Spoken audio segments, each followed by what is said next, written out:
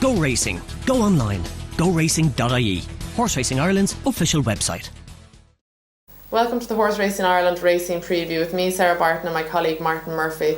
Today we're going to be looking at racing at Sligo on Sunday the 15th of July, which is an 8-race card, and the first is off at 2:25. The going there at the moment is good to soft, good in places. But we're going to move on to the second race on the day, which is off at 2:55, and that's the Irish Stallion Farms EBF Novice Hurdle. This will run over 2 miles, and it's a good competitive race with some good quality horses in it. My selection for this would be Passage Vendome from the William Mullins Yard, which may be an obvious selection, but he's got good consistent form this year with a win and 2 seconds, and he actually won a 2 mile hurdle at Punchestown in May. So with that kind of form, I would definitely hope he'd place anyway. Well, yes, he certainly should. All right, Sarah. He was very versatile because he was second over 3 miles down last time out of Tipperary behind a decent horse called Whispering Hills. So he's a fairly decent horse indeed. But whether he's going to cope with this horse called Summer Star from the Ted Walsh Yard is going to be the big question on Sunday.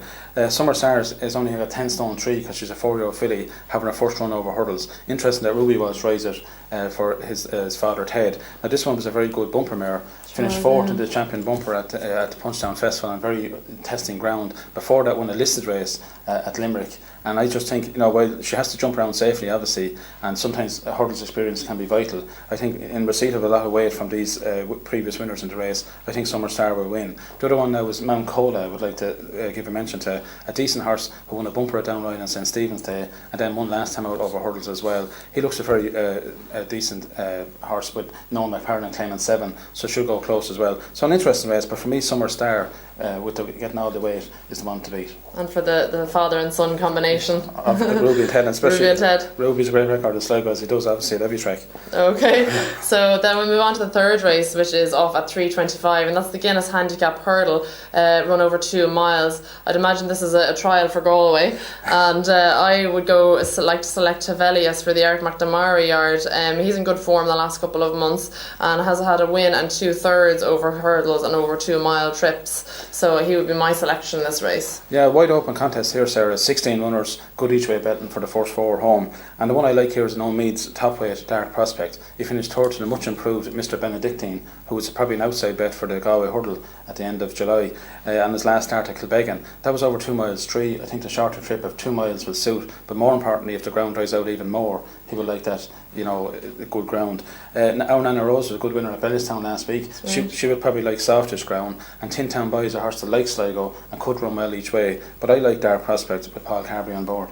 Okay, so we'll move on then to the 7th race on Sunday, and that's off at 5:25. It's the Sligo on Facebook Opportunity Handicap Hurdle, run over 2 miles 4. My selection in this race is actually a filly called Blackrock Lake. She's a lot of placed form on her CV, and she's actually been third in her last 2 runs. She'd need to step up a little bit to win this, but maybe a good shot each way.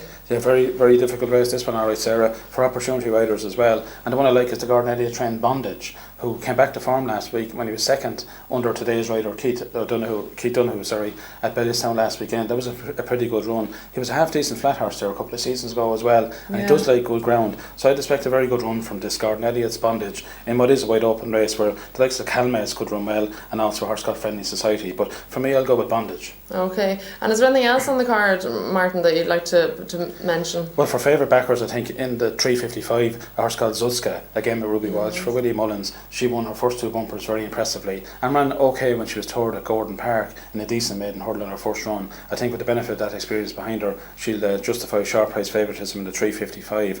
Also then the 4:25, another open event, but I like the look of this Cognomen, trained by Val O'Brien, a local trainer.